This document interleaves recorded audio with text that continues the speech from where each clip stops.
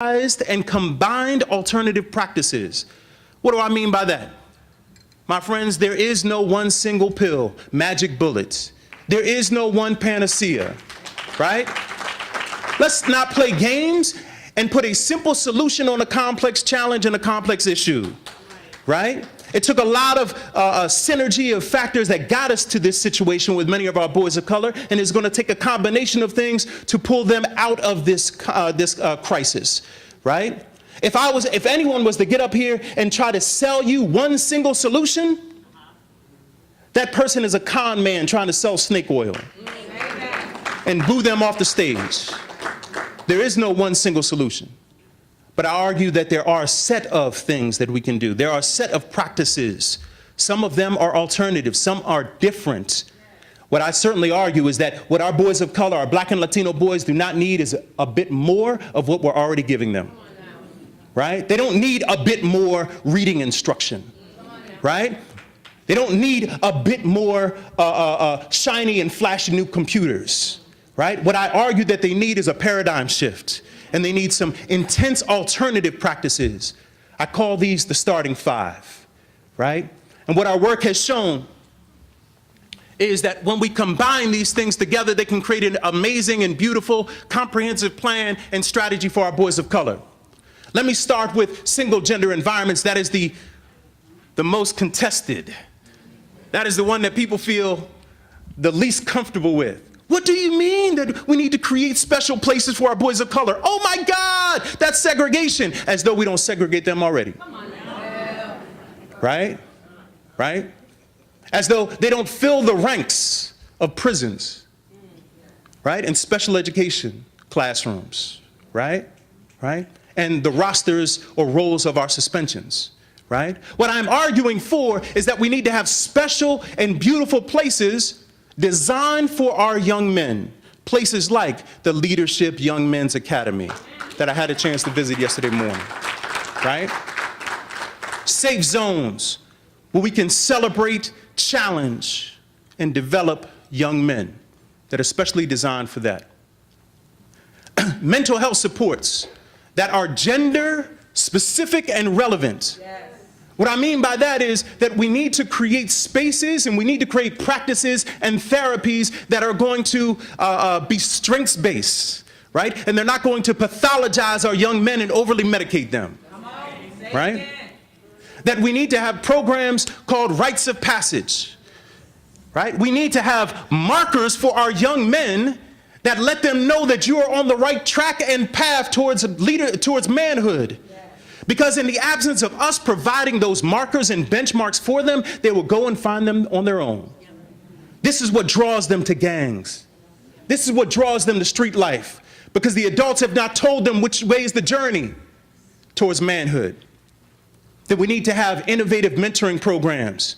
Now, I'm not talking about the stale mentoring programs that we're so fond of. Let me go and find the 1 or 2 Black doctors or Latino lawyers in the city, right? And pay them a whole lot of money and bring them in and talk to our young men. If that is your idea of mentoring, call me and pay me some money. I'll come talk to them. What I'm really suggesting is that we need to find indigenous men. Yes. Men who have engaged in the transformative journey. Right? Those men who have walked the walk and come out on the other side of it transformed. Who have done the same thing that we're asking many of our boys of color who are stuck in the muck and mire to do. But we don't value these men. We exclude them. We don't find that they are worthy of coming into our schools, so we lock them out because of their backgrounds, because of the sins of their past. What I'm suggesting is what's innovative about mentoring, right, in this way, is that we find a plethora of men, they're out there, yes, they are, right, that want to give a good contribution, that recognize that the way that they're going to return to right standing, the way that they're going to restore the relationship with the community is by serving other young people, right? We need to go and find those men and find spaces for them inside of our schools and institutions. And then, of course, restorative practices. What we are engaged in, this work that we're engaged in, is part of the starting five. And I'll simply, and I agree with the simple statement of restorative practices that the IRP gives, and that is that human beings are happier, more cooperative, and productive when those in positions of authority and more likely to make positive changes in their behavior when those in positions of authority, I'm sorry that you can't see it there, do things with them rather than to them or for them. With them rather than to them or for them. And if we were to understand restorative practices, we need to understand this notion of to and with and for, right? And so, I'm sorry, that's the commercial. That's the, those Facebookers, like us on Facebook, right? I have to say that, right? Okay, all right, the plug is over. So, the social discipline window. If you know anything about restorative practices, you need to understand the social discipline window. And if you think you understand it, you need to go back and study it more. And if you think you know it really, really well, then write about it. If you think you understand it really, really well, then connect with me so that we can go even levels and levels deeper, right? Because I argue that in order to understand restorative practices, you must have a deep and profound understanding of the social discipline window. I'm only going to share it here within the context of our boys of color. You see, I think that a solution to doing our restorative practices is really about the influence and the confluence of control and support. How do we show up as adults and how do we use our authority? Some use their authority with low control and low support. We argue that they're not really using it, that they're not engaged, that they're not there, that they are not evident in the lives of young people, especially our boys of color. That our boys of color are objects to be ignored. That these folks abdicate their responsibility for their development, right? That I would argue that this is some of the worst form of harm because it is passive violence. It is passive violence. You are not worthy of me even showing up. You are not worthy of me developing a relationship with you at all, right? This is the not box. Then we have those that are using their authority in a manner that is high control and low support. High control, low support, the two. This is our all too familiar approach with our boys of color. This is the place that is the genesis. This approach is the genesis of disproportionality. This is the genesis of the school to prison pipeline. The two. Because the way that folks use their authority here is by doing things to people, to our boys of color.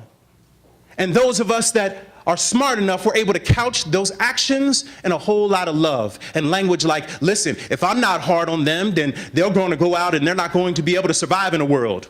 We can't baby them, right? We stylize ourselves like Joe Clark from Lean On Me, right?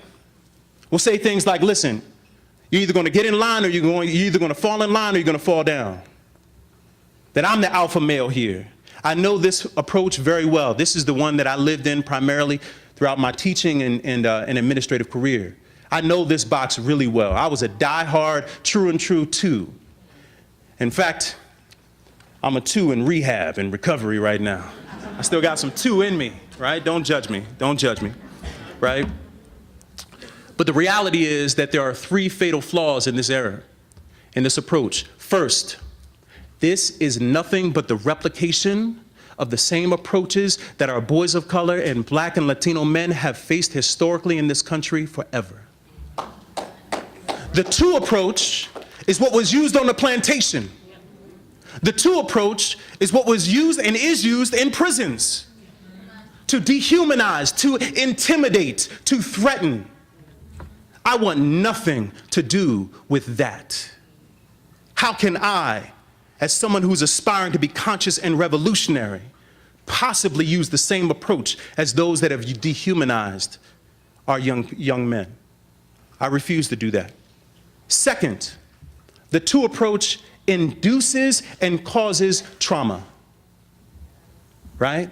This punishment approach creates environments where they feel devalued, and it inspires the survival mechanism, right, of fight through hypermasculinity and aggression, right, through freeze, right, in passivity, right, through flight in disengagement, right? And what we find and understand is that in this mode, young men, and when they're facing the punitive approach, when they're responding in this way, young men are not learning. They are not learning at all. And the last one, the third major error and problem with the two approach is that it gives us disproportionality, because the two approach sees our young men of color as objects to be controlled. As objects to be controlled. And if they are inherently to be controlled and forced obedience, then you will inevitably have disproportionality in your suspensions, in your arrests, and in your murder rates, right? But equally damaging is those that use their authority by having high support but low control. It's equally damaging, maybe a little bit more subtle, right? But I'm talking about leaders and those adults who are in the lives of our young men that have a whole lot of love, but they couch their deficiency mindset and implicit bias in hugs and praise. Say that. Right? I don't quote George Bush often, senior or junior, but there is some truth that said that there's a soft bigotry in low expectations. That there is a soft bigotry in low expectations, right? Walimu Baruti said, Bomani Baruti, he said that by running interference for our sons when the tasks are hard and challenging and within their capacity, we are weakening them for life's responsibilities. He said, therefore, making them 1, unprepared, 2, dependent and soft, and 3, ripe for the whim of anyone who will feed them. See, the 4 box where many of us end up finding ourselves because we just love them. But what we do is we accept all of their excuses, and in the absence